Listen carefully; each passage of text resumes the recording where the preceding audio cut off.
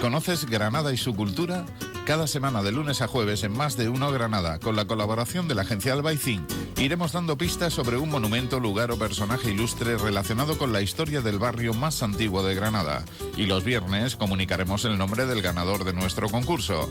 Si sabes la respuesta, envíanos un mail a granada@ondacero.es y si eres el primero en acertar obtendrás regalos 100% granadinos.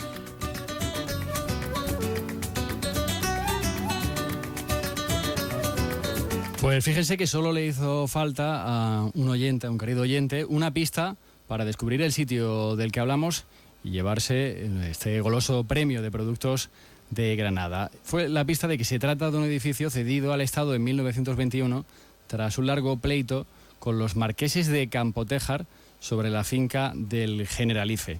Pues bueno, para hablar de este edificio tan especial hemos querido contar con el director del mismo, con Emilio Escoriza. Buenas tardes.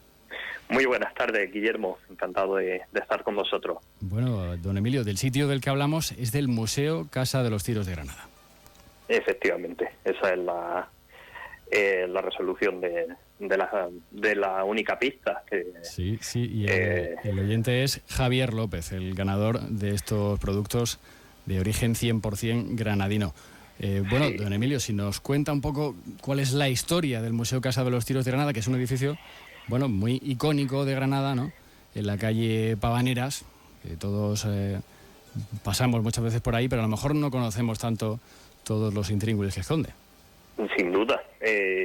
Comenzando por el curioso nombre del edificio, de la Casa de los Tiros. Hay muchas personas que se plantean que pueda haber algún episodio bélico sobre la fachada o similar, algunos disparos, pero no, hay que alzar un poco más la mirada, y entre las almenas que coronan el edificio aparecen unos mosquetones, unos mosquetes que eran popularmente conocidos como tiros y se quedó en el imaginario popular como Casa de los Tiros. Esa es la razón del nombre de la Casa de los Tiros. Curioso. ¿Y cómo se convirtió en un museo? Bien, el primer paso es el que describe esta pista que ha hecho que Javier lo acierte a la primera. El origen está relacionado con el Generalife, puesto que los marqueses de Campotejar eran los alcaides de esta finca. Pleitearon con el Estado durante casi un siglo, desde 1824, para que la propiedad del Generalife volviera a la corona española, y cuando este pleito se resolvió, los marqueses de Campotejar decidieron ceder la Casa de los Tiros, que era, digamos, la sede de la casa nobiliaria, a condición de que se instalara un museo, biblioteca relacionada con Granada, con la ciudad. De este es el origen. Esto se llevó a cabo en 1929, con la peculiaridad de ser la primera oficina de turismo de la ciudad. La primera oficina de turismo. Ahora se quejan de que la oficina de turismo actual no abre los fines de semana, que para los turistas es un poco engorroso.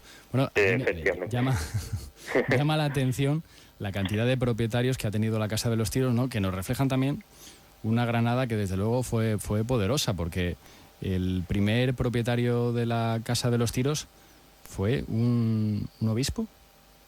Sí, bueno, la cuestión es que la casa, sí, el obispo de Lugo, la cuestión es que la Casa de los Tiros, tal y como se conformó en su momento álgido, en 1531, fue añadiendo varias parcelas. De ahí es la cantidad de propietarios que podemos registrar.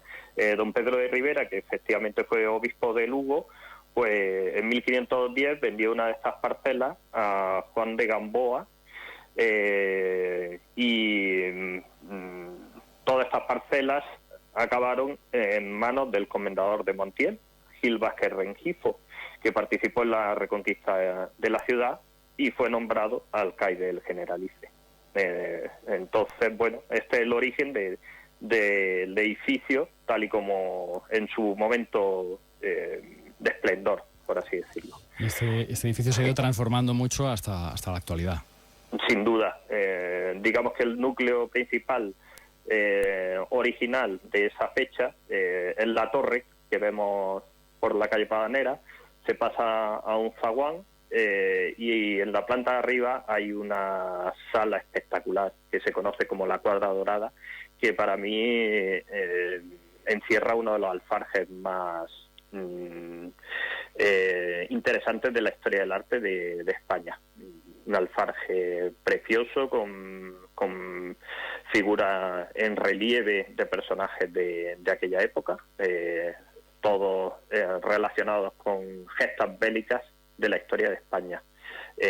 Digamos que estamos hablando a grandes rasgos del reinado del emperador de Carlos V y Carlos I de España. Entonces es un lugar muy especial, y aquí es donde está la parte más antigua. Luego se completa en el siglo XVIII con una escalera monumental que es la que da acceso al museo, y a partir de ahí ya hay añadiduras del siglo XIX y la reforma más reciente, que es de finales del siglo XX, una restauración y ampliación que realizó el arquitecto Rafael Soler.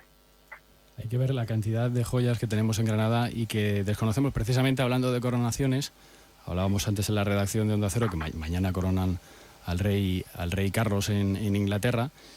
Y hay una cosa curiosa, que es que el rubí de la corona de Isabel II perteneció a un rey de Granada.